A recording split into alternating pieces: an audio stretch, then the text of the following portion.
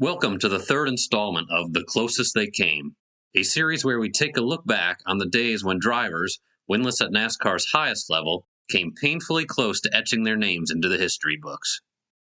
Rick Mast began racing on short tracks in his native Virginia in the early 70s, eventually making his debut in the NASCAR Busch Series in 1982, driving for A.G. Dillard Motorsports, eventually winning 9 races for the team. His Cup Series debut would come at Bristol Motor Speedway in 1988, filling in for Buddy Baker. Mast would enter the 1994 AC-Delco 500 from North Carolina Motor Speedway, driving for Richard Jackson, having earned 5 top 5 and 20 top 10 finishes in his Cup Series career up to that point, earning a best finish of 3rd on 3 occasions.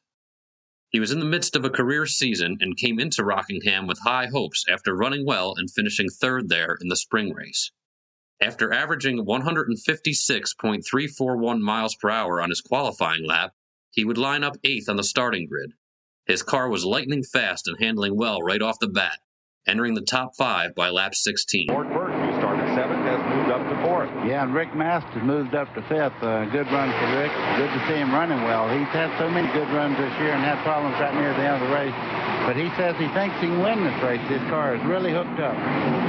Pole sitter last fall at Atlanta, driving for Richard Jackson in that Skoal Ford. Making his way past Derek Cope for 2nd just a few laps later. Like a long time ago. No, Rick Mast just went by Derek Cope. He was running. Made it look easy. He did. He would take the lead for the first time on lap 61 after getting by Jeff Bodine. Battle for the lead, Rick Mast. He's got it. Boy, oh boy, that car is hooked up, David. That was a power move there. He just went right to the bottom and right on by. He just turned right on in, went right on to the bottom and on by. So Rick Mast takes the lead from Jeff Bodine. Let's go down to Rick Mast's pit. Here's Glenn. Well, Mike, Rick Mast has spent his entire Winston Cup career driving for this man, Richard Jackson. You guys have really come on strong this year, Richard, but, man, I don't think I've ever seen your car that strong early on in the race. No, this car is real strong. It's a car we took to Indy, built for Indy. It ran good up there. We had a little problem up there. Still didn't run good in the race, but it seems to be our best race car. Nothing like getting that first win here in your home state of North Carolina. That'd be great. And not only did that car run well in Indianapolis, he sat on the pole up there, guys. It is an exceptional race car. They say it's the best one they have. This is the best they've got. Rick Mast has led 6 different races this year and has 2 third-place finishes here in February and Michigan in August. You know, David, when you have a car that's working like that, it's almost a shame to take the money when they pay you after a race. I mean, I've told the Wood brothers when I was driving with them one time, I said, you know, it's a shame you got to pay me half the money to drive something that good. Boy, Rick Mast is going through his traffic like a knife through hot butter right at the moment. It all came very close to ending just a few moments later when he would collide with the lap car of Greg Sachs in turn 2 while trying to get around him on lap 87. Oh, Greg Sachs has taken, and Rick Mast have gone to the wall hard. That's the race leader. Man, that is, every once in a while you just see things you don't even like to look at. That's one of them right there. Rick Mast drove a perfect race there. He was trying to put a lap on Greg Sachs and they got together somehow. That's tough luck right there. Lucky break. Rick Mast's car is able to continue. After that bout into the wall, here's what happened. Well, they're going down in the corner. Rick Mast is under him. He gets up into Greg Sachs. They make contact there. And now, this is the problem right here. They got together and it turned both cars towards the outside wall, and then he knocked Sachs out. It's a bad thing. He got in there a little bit stiff and got inside of Sachs. Luckily, the damage would not be enough to end his day, and he would remain on the lead lap. Let's update you on Rick Mast, who was the race leader. When he went down into turn number 1 and the car slid up the track into Greg Sachs. Sachs' car eliminated. He's still looking at it, working on it in the garage. Mast has been able to continue. Right behind him, Steve Grissom, carrying the Die Hard colors today on his Chevy. You know, Rick Mast's car is back up to speed. It's amazing what these cars will take. That was a hard wreck going down into 1. You see the right side's caved in pretty bad. The right front had to take a hard lick. That car is running well. He's right behind Wallace and, let's see, Jeff Burton there. So, car's up to speed. Yeah, Mast is now 12th. The damage and loss of aerodynamics would prove to be a bit of a burden on the next run, but he would manage to stay in the fight. Mike, looking at Rick Mast's car there, he still looks like he's pushing up just a little bit right in the center of the corner. I just think it's amazing you can have that much damage and can continue in the race. I normally park mine when they look like that, but I usually hit a little harder. Yeah, you do. Mast's team would continue to work on the car throughout the afternoon, little by little, looking to gain back some of what they had. He would retake the lead again on lap 304 for a brief period. Rick Mast makes a stop here. He had taken over the lead just moments ago from Todd Bodine. A crash during a pit sequence for the leaders on lap 322 brought out the 7th caution of the day. Let's show you what happened from Mark Martin's car. Dave Marcus spun. Hut Strickland checked up, and Mark had just no time to react. Here's how Earnhardt got through it all. I think he got a little bit nervous. You see Harry Gant just behind Earnhardt there. He had to break smoking on that thing. This timing would prove beneficial for Mast as he would line up third on the ensuing restart. At this point, his car had come back to life, looking closer to how it did at the start of the race. He would catch Dale Earnhardt quickly, passing him for second a short while later. Remember about a million laps ago when Rick Mast wrecked? He got together with Greg Sachs, got up in the wall in turn 2. He's now the second place car. He's flying. Take a look at him going by Dale Earnhardt while we were in break. Makes it look easy. This is what hero material's made out of right there. Get into a crash like he did early in the race, and now he's back up to second and actually pulling down on Morgan Shepherd. So we have to take our hat off to this car. Is not very aerodynamic. The right side is really caved in. Oh, yeah, this side looks good. Wait till you see the right side. It don't matter. It looks good to him right now the way it's running, I guarantee you. Setting his sights next on Morgan Shepherd, he would take back the lead on lap 371. Boy, he has run down Morgan Shepherd in a hurry. And as high as Morgan runs, he's going to take the lead. Well, Morgan's run so many different types of racetracks. He's running the only groove that car really works well for him right now. Unfortunately, it's not the fastest groove.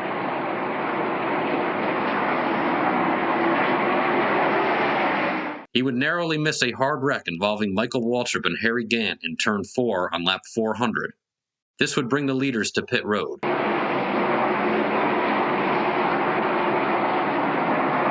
wreck up here. Harry Gant. And Michael. What crash? What happened? Michael Waltrip, Harry Gant, turn 4. You're kidding. Nope. I wish I was. Another angle. Okay, Harry's down on the flat there. That's what happened today to a lot of people. When you get the left side tires down on the inside, it shoots you right up into the outside lane of traffic. Caution is out for the 8th time today as the leaders come to pit road. Rick Mast leads this race, but his Skoll teammate was involved in a collision at turn 4 with Michael Waltrip. That has brought out this caution. Glenn? Mast comes in. They're going for a 4-tire change as usual. There's still no chassis adjustment. I tell you, he's fought back from a long way back, and I thought he had some right side damage, some suspension damage when he had that altercation with Greg Sachs earlier, but evidently not the case because they are not making any chassis adjustments, and why should it? The fastest car on the racetrack. Real good pit stop. Morgan Shepherd does beat him out. Unfortunately, he would lose the lead in the pits, lining up in third for the next restart. Rich, it seems like about 3 hours ago we were here last to talk to you. But we speculated maybe there was some damage to the right side of the car, but it seems to be okay now. There is some damage. It changed the handling a little bit, and we've adjusted it to what it is now. It's not quite as good as it was, but the car's still pretty good. Well, it looks awfully good. It looks like he's really taken to this new surface on this racetrack, too.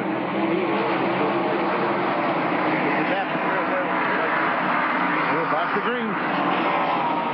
And Rick Mast is third. Dale Earnhardt just edged out ahead of him coming out of the pits.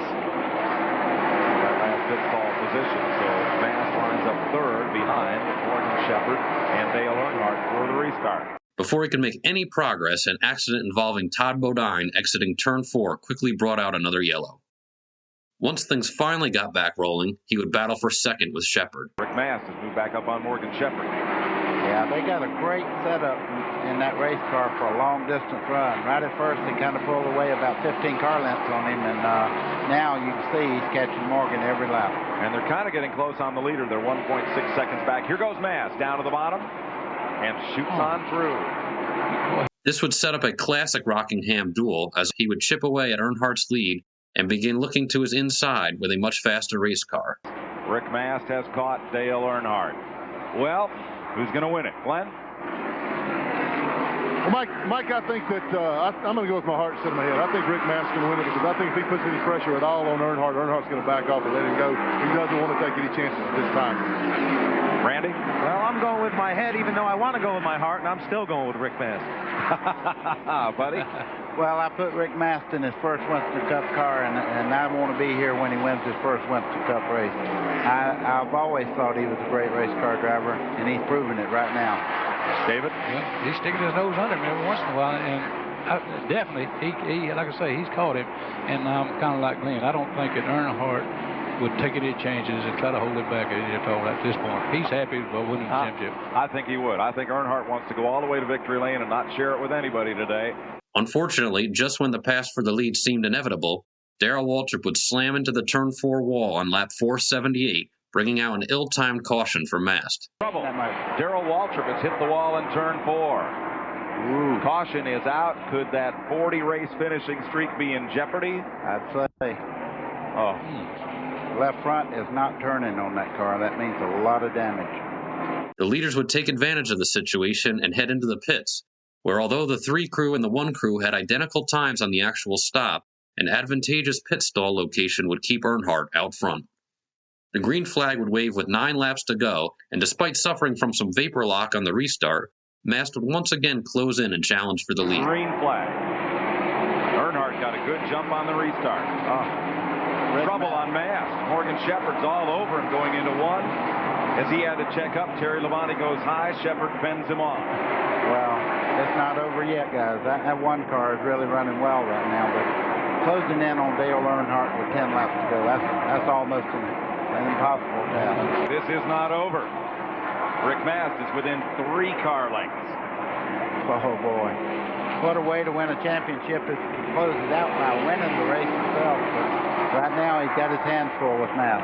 2 car lengths. Mast is really strong off turn 4. Really closes down on Earnhardt there. Now here, last lap is where Mast gained a lot of ground right here. Closed right up. He's running a little bit higher line, giving him a lot of straightaway speed off turn 4 there. Look at this front. You think they worry about a title right now? They want their driver to win his first race. White flag. He's tough. Boy.